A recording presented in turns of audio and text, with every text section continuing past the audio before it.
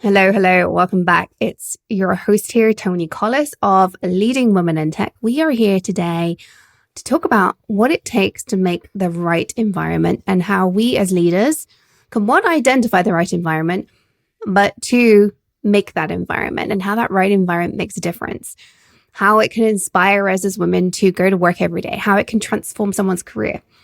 And to talk through that with me today is Michele Cober.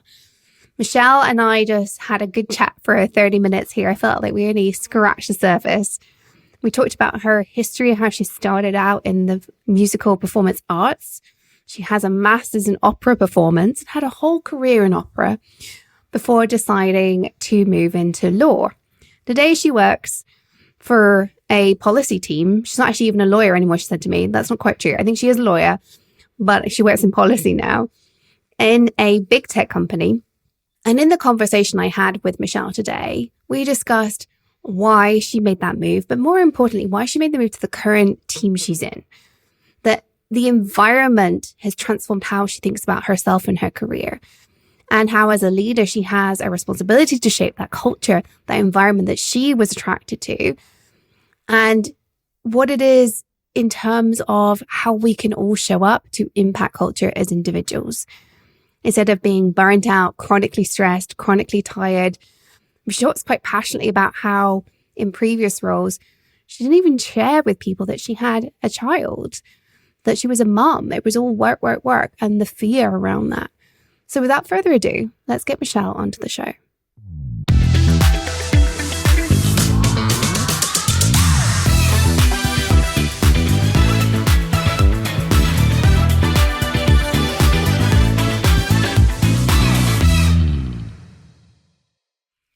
Hello, Michele. Welcome to the show. Thank you so much for having me, Tony. It's my pleasure to be here. Well, let's start off with my favorite question for every single person that comes on the show. Tell me about your career journey, the highlights, those very important highlights, and what you're doing today. Well, it is quite a tale, Tony. And I was thinking about this question earlier, and it really started pretty early in my life. My first career was as a musician, and I started off with piano lessons at 5 years old. Now, that is not to indicate in any way that I'm a great pianist now, because I am not. But I started very early with a track in music, and I went to a performing arts high school here in Washington, D.C., where I'm based. And I majored in vocal music performance, went from there to University of Maryland, College Park. I have a bachelor's of music in vocal performance. I also have a master of music in opera performance from University of Maryland, and was fully on track to become the most famous soprano in history. That was my goal. I thought that I was going to be singing professionally on stages all over the world for my entire life. And that was the track that I really started in high school through the end of college. I went on to do some professional singing. And your question asks about highlights and lowlights. There were very, very amazing highlights, as you can imagine, being a performer, being in costume, big audiences, the exhilarating nature of just being in front of audiences, live performance. So it's very, very high pressure work. Mm-hmm. And the lows of that too, because of the high pressure nature of it. And also in the arts, everyone has an opinion. Everyone is a critic. Everyone has something to say. You're also really only good as your last performance. There's a lot of pressure there that goes along with that. Pressure that's good and that's helpful, but sometimes can be a bit overwhelming. So there was a lot of balance there in a professional career as a musician. The other low light may have been the financial sacrifices that I was making too. But after singing for a while professionally, I decided that I did need a break because it was wearing on me. And I also didn't really see the path to the future that I wanted. A lot of my friends were older and ahead of me in their careers, and they were having wonderful, wonderful experiences, but it wasn't the experience that I thought I wanted to have at Mm. the time. So I needed to take a break. And when I decided to take a break, I did something crazy called law school. Everyone thought I was completely nuts. I had started a musical career when I was 5 years old, as I mentioned. And so for me to pivot into law was not just me doing something different, but in a lot of people's eyes, they thought I was quitting. And I wasn't Mm. quitting. I was just taking a bit of a break. But it took folks around me a lot to wrap their mind around Michele as something other than a singer.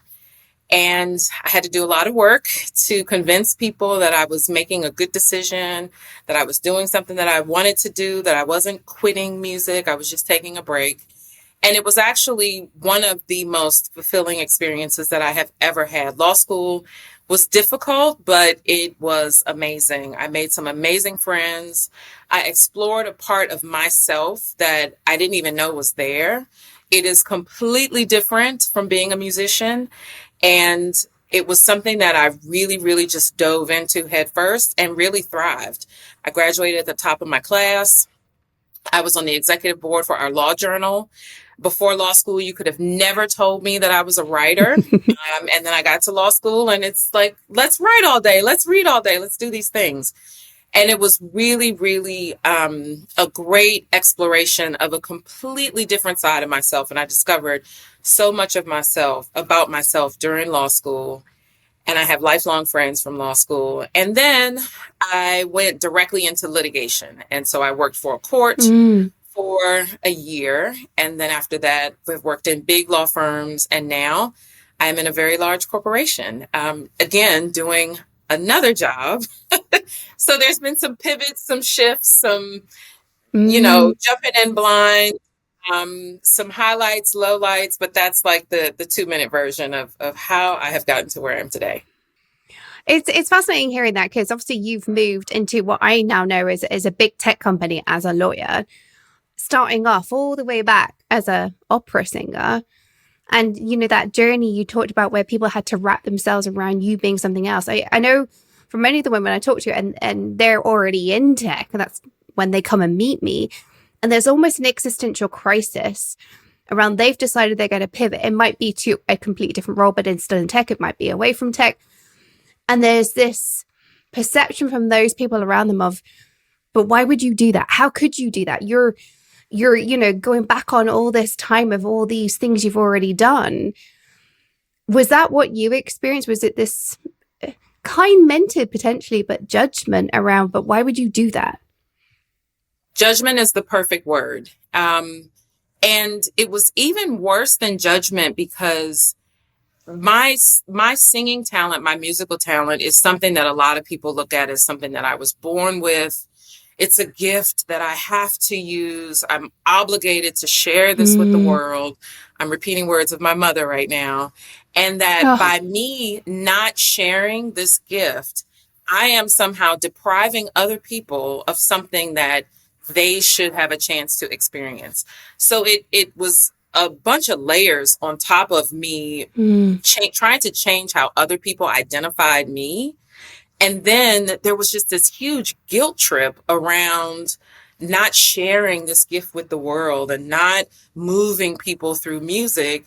And I understand that I had the ability and the power to do that. And I love doing it, but I didn't want to do it for a living. And I didn't want to do it all the time. Mm. And I also didn't want all the pressure around that. So there was definitely judgment. There was definitely guilt trips. There was definitely a lot of convincing other people to see me as something else. And looking back on that transition now, I can say that I shouldn't have spent that much time and energy trying to convince other people that I was doing the right thing for myself. And Yeah. I still have this debate with my mother. My mother is the lone holdout of me, suddenly now shifting back into an opera career, which is not going to happen, Mom. Sorry.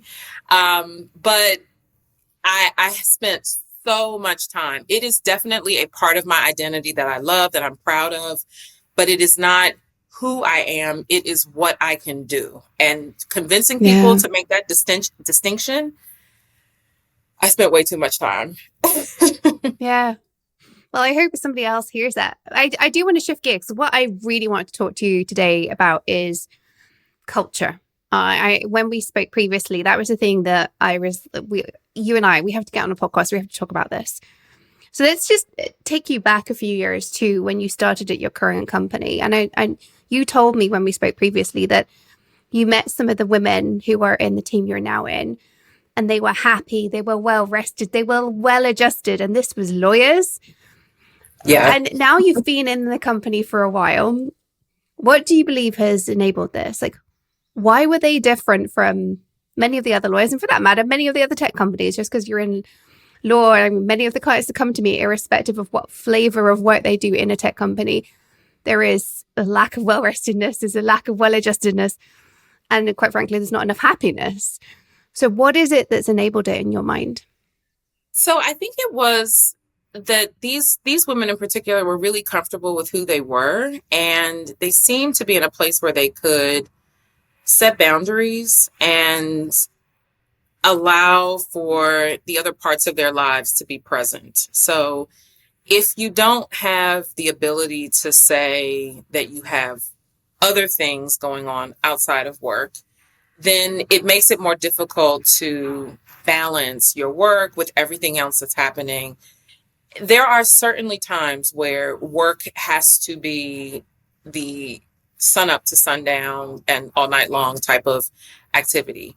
But then there are other times where it can be something where work is a little bit further down the priority list. It's still there. Mm-hmm. You're still doing your job in an excellent manner. That's just table stakes.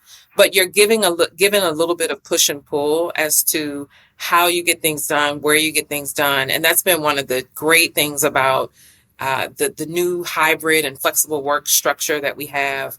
But I think that this culture that I'm in right now is one where you're not just the lawyer. And right now I'm actually not Mm-hmm. in a legal role.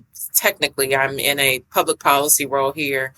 But you are able to have that it's not just me as the worker bee who's coming in. It's Michelle, who's also the mom, who also still has an interest in music and still sings sometimes. So I have other things that I may be doing. I have very busy athletic children, so I may need to, go pay attention to other things. But I work with a group of really well-rounded people. And I think that because they are able to have their entire identity around them at all times, it just gives us more leeway to push and pull and move around more Mm-hmm. flexibly. And if you are in a place where you can be open about what else you have going on, and you don't feel like you can only be identified as someone who works here, you are identified as all of the things that you actually are, then it just gives you the ability to sort of exhale a little bit and Mm-hmm. bring that with you so that you're not trying to hide it and push it away and push it back, sacrifice everything just so that you can continue to work. Yeah. Oh, I hear you on that. Well, so let's take it back. Like, obviously, that's what you're seeing. You are able to be your whole self. You're eligible to bring your whole self to work. Is the way I would phrase it. That authenticity is coming through. Therefore, like, people know that you're a mom and a musician, and you got kids who are athletic. It isn't just Michelle comes to work and she does policy Mm-hmm. and legal stuff, right? What do you think has happened in the organization that means that this is encouraged? Like, why is it different from somewhere else? I think the leaders are very open with who they are and the different aspects of themselves and encourage others to also be open about who you are. And I think that, it sounds cliche, but it comes from the top. And so if you're at a place where people lead in a certain way, they lead by example, they don't leave parts of themselves at home. They may feel like they are oversharing, but sharing and that bit of vulnerability that comes with that really humanizes the workplace. And to work in a place where you are a human, right? You have all of the different complicated and sometimes crunchy and not really great things happening in your life, and other times you do have amazing things going on in your life, and that also could be taking away from work. Like right now in the US, we're in graduation season and summer vacations are coming up. Like people should be doing all of these other things and making room and space and time for it.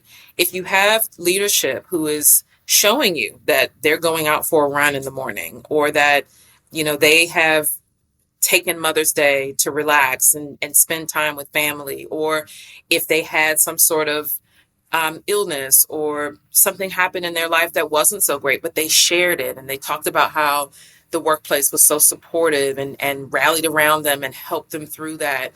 Seeing those sorts of examples really allows you to then say, okay, if something happens in my personal circumstances where I need to be more than just the worker bee, I feel comfortable now sharing in this environment where other people also share who they are and what they have going on in their lives.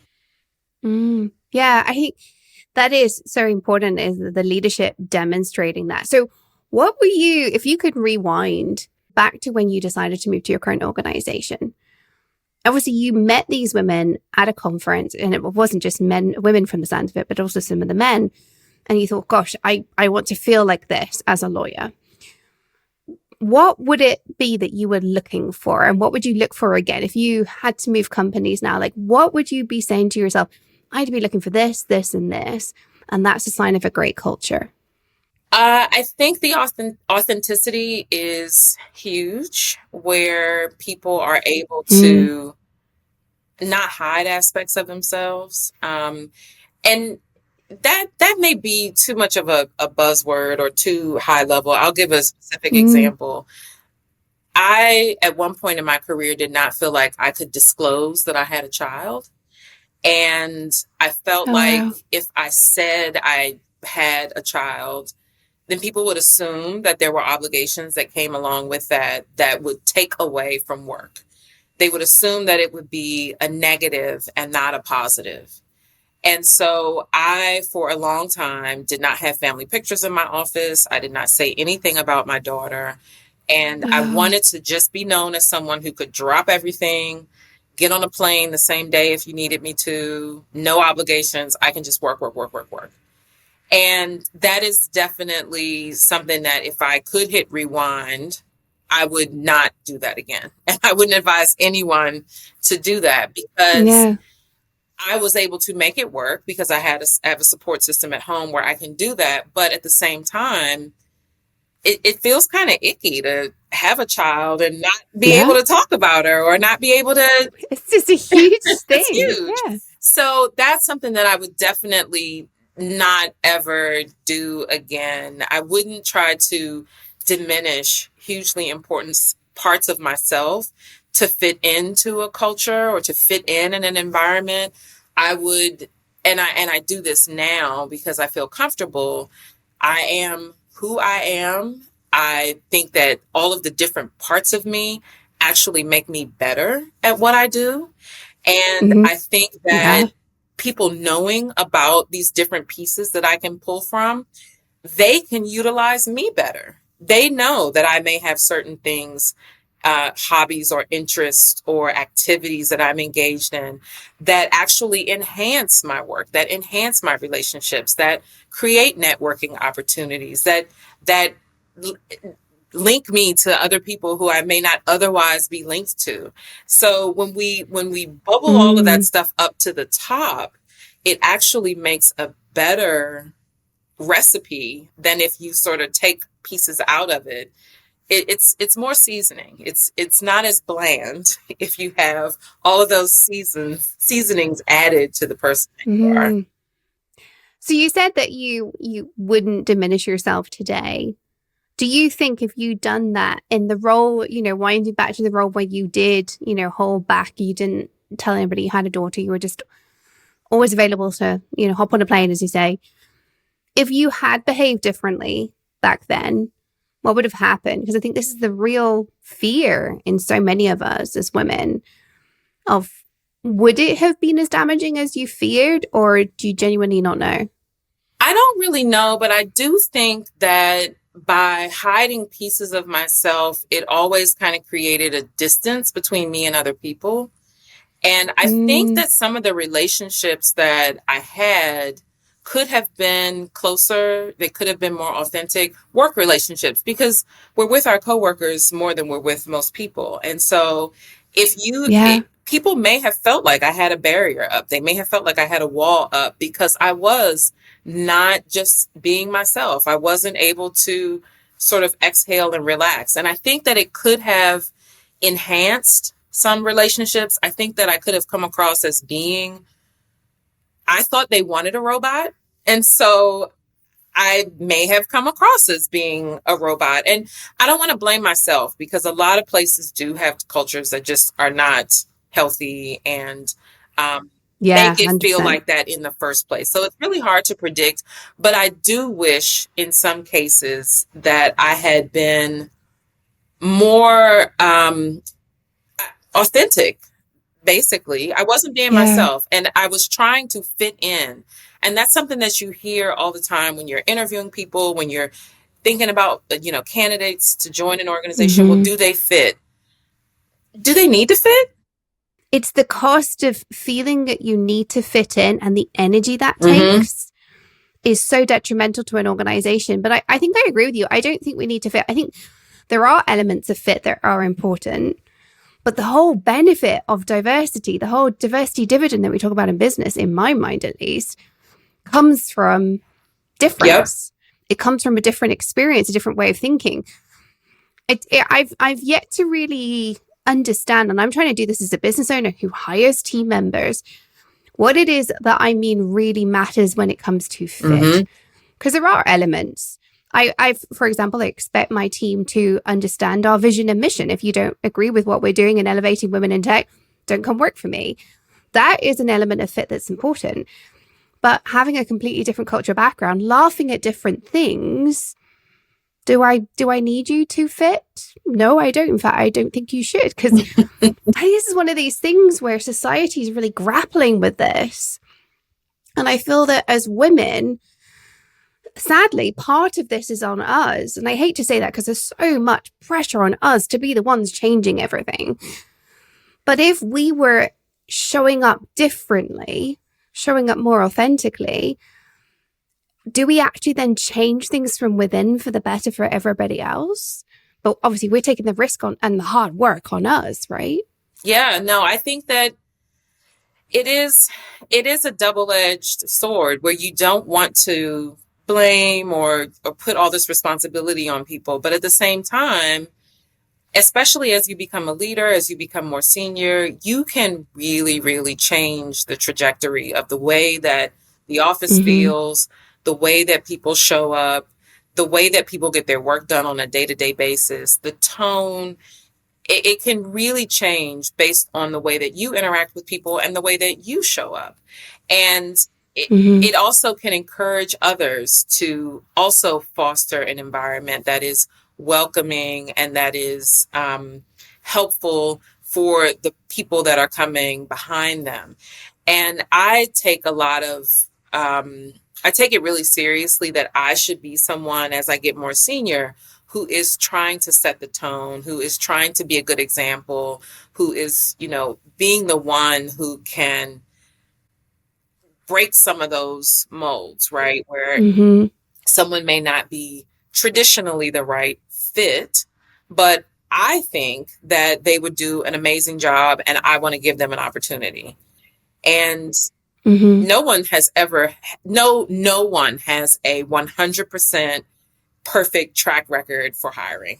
So if you break the mold that one time and then it ends up not working out, then okay, you are now amongst every Mm-hmm. other leader who has, brought someone in, it wasn't a great fit and it didn't work out. But what you can do if you bring someone in who may not traditionally fit whatever box you may want to put around them, they have now brought some Mm-hmm. things to you that you didn't see, you didn't know, you didn't think about it this way before.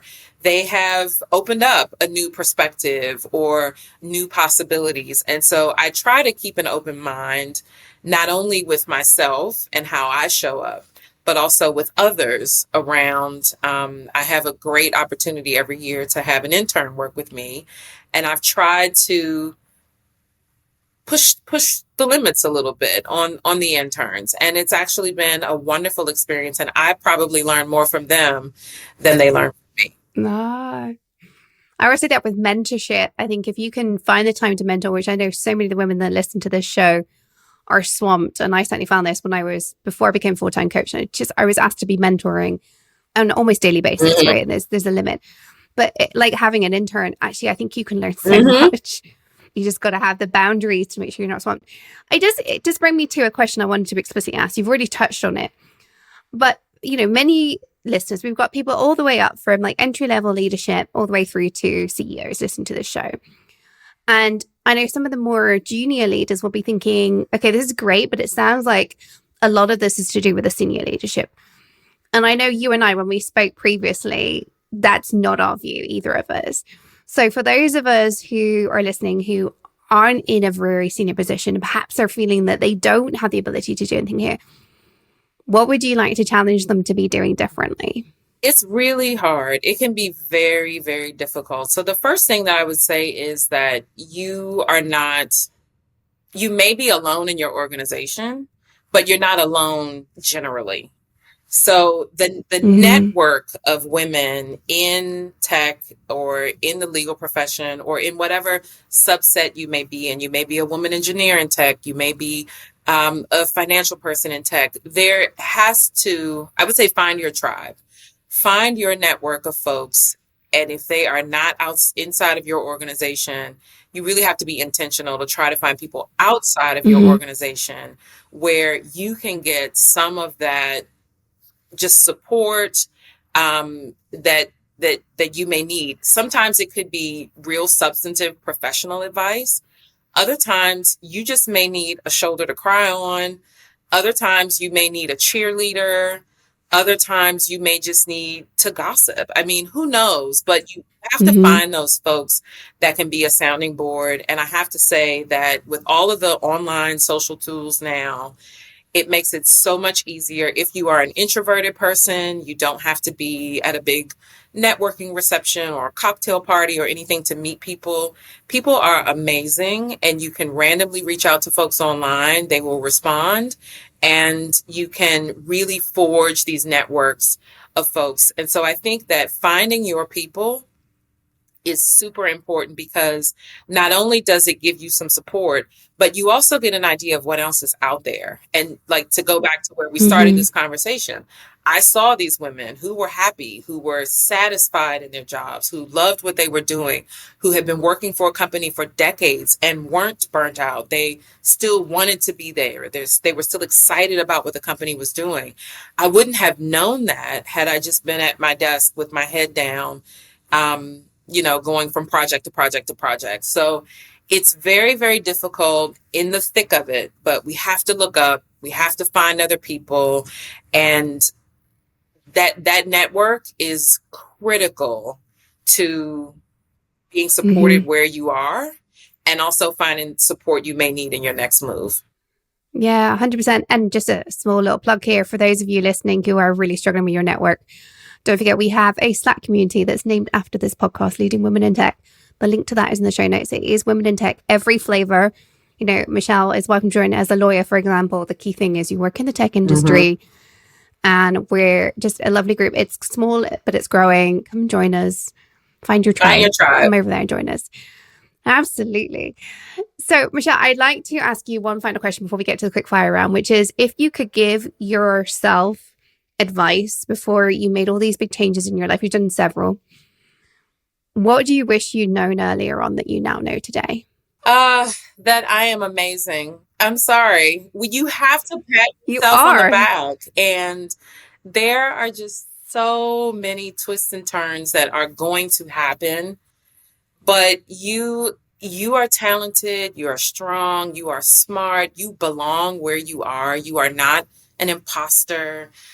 There's just so many things around just navigating day-to-day work, careers, education, striving for your next goal that you can really lose sight of just how amazing you are and how much you've already Mm-hmm. accomplished. You're building on so many things already. Don't just discount that because you didn't get this job, or don't throw everything away because you may have bombed an interview. You are incredible. And I think that if I had given myself this pep talk every other day or so, or once a week coming along, I probably would have saved myself a lot of stress over the years. Yeah, I love that. Give yourself pep Yes. talk every week. Pat yourself on the back Or every week. people I write love it. down I love it. affirmations. You see people with post-it notes, Yeah. they put them on their mirrors. You may have a screensaver on your phone. You just have to have some sort of Mm-hmm. reminder between you getting up in the morning and reminding yourself that you're incredible, and having a tribe of people around you that are also going to remind you that you're Yeah. incredible, that are going to pick you up and lift you up after there may be a bump in the road. I think that Mm-hmm. you have to remind yourself that you're doing a great job. Even if it doesn't feel like it, you're Yeah. doing a great job. Yeah, I have to admit, I've got a little pop up that's a random time, 3 times a day, random times. I get a little pop up on my phone telling me that I'm Oh, I need amazing. that. And it just, yeah. I mean, the first when I first did it, I just felt really uncomfortable. But now, like, even my husband's like, "Yeah, you're amazing." And it's It's uncomfortable. like a thing. Uncomfortable is It the right word. We is. don't like to compliment ourselves. We don't Yeah. want, and of course you don't want to be arrogant. You don't want to be that person and No. pompous and rude. But your self-talk and that track that's happening in your head, that you have Mm-hmm. to be the most positive voice that you hear. Yes, 100%. I think the very fact that I had such a negative reaction when I first started doing it speaks volumes to know I now advocate we all do Yes. something like that. As you say, whether it's a pop up on your phone, a screensaver, affirmations, I love the trick of writing yourself a letter for 3 months' time. Mm. And what I tend to do is I then have it as a calendar Hmm. in an action in my calendar for like an hour with myself. And I'll have forgotten exactly when it's going to come up. And they'll just be in the notes in that calendar entry, a letter I wrote to myself about how great I am and what I'm going to achieve. And because it's 3 months away, I always forget the content. And it's such a gracious thing to do to Oh, I love yourself that. to show that you have that belief. I'm Yeah. going to do It's such a that. great thing. Start today. Start today, Michelle. Okay, let's move on to the quickfire round. What is the worst piece of advice you've ever been given? To not be myself, to try to fit in. Terrible Mm, advice. terrible, terrible advice. Kind of the antithesis of what we've been talking about today. What is the best piece of advice you've ever been given? To laugh at yourself. You have to keep your sense of humor. Do not take yourself too seriously. I love that. I could do with learning that Yes, one a bit more. I don't laugh at myself it's enough. very important. You have to be able to laugh at yourself. I love that. What is the last book you read and would you recommend it? Okay, so this is a bit of a debate. Does listening count? Yes. Oh God, yes. Everything is on Audible for me. Absolutely. Okay, the last book I listened to was Burn Book by Kara Swisher. All of the tech nerds will appreciate that. And I definitely recommend it. The techies will love it. Okay. Good. That's going on. That will be a link in the show notes, folks. If you're listening, you want to find out more, link will be in the show notes. Okay. What is your favorite mindset tip to help us adjust how we act or think in terms of culture, taking those uncomfortable steps? Everything we've talked about today. What is your favorite mindset tip? Fear is fuel. Ooh, I love that. I love that. I always talk about getting comfortable with being uncomfortable, but I love fear is fuel is a great Fear phrase. is fuel. I'm totally stealing that, by the way. Love it. This has been amazing, Michelle. So if people are listening and would like to reach out to you, where can they find you online? So they can find me on LinkedIn. I'm Michele with one L. There's no hell in this Michele Cober. Cober. And I'm also on LinkedIn. I'm also on Instagram as Madam _ Gutterfly, MADAME _ Gutterfly. My Instagram name is named after one of my favorite operas, Madam Butterfly, but it is a play on my last name, which was Guttrick. So Gutterfly, Madam Gutterfly. It's a long silly story, but I love connecting with people. And as you mentioned, people reach out all the time. I love to just take a few minutes and chat, meet new people. I think it's part of our duty to give back to those who are coming along the way. And there's so many things that we learn that are not intuitive in these environments. And so I love to try to pass Mm-hmm. on just helpful tips, tricks, and encouragement for those who are coming. So if you all want advice, you want to talk, you want to chat, happy to always be a sounding board. I can vouch for the fact that you replied because you did to me. Yes. I reached out to you. I don't think you had a clue who I was, and you responded. And look, here we are today. So Yes, it's it has great. been great, Thank great you. meeting you, Tony. Yeah. And I always like to ask for a final question, which is, what is the final thought you'd like to leave the audience with today? That I don't want to leave you with a 30-minute final thought. I would just say that we are your career can be heavy. There can be a lot going on, but again, lift your head up, get some fresh air, look around, meet new people, and come out of the bubble sometimes. I understand how busy we all are. I understand how demanding projects and long-term projects can be at work. But sometimes you have to, for your own health, look up, find your tribe, and also, please, and now I'm turning this into the 30-minute final thought, Tony. Tony, I'm sorry. Please do not sacrifice your health for work. So Yeah, get some 100%. exercise, drink some water. Do not, I did that. And that is you cannot show up for work. You cannot show up for your family if you aren't showing up for yourself first. Self-care is not selfish. So take care of yourself before you take care of everyone else. So look up, find your tribe, and take care of yourself. Those are my 2 closing thoughts. Wonderful. Thank you. And on that note, listeners, as always, remember, stay your tech leadership game, follow your dreams, because the world really does need that uniqueness that you bring as a leading woman in tech.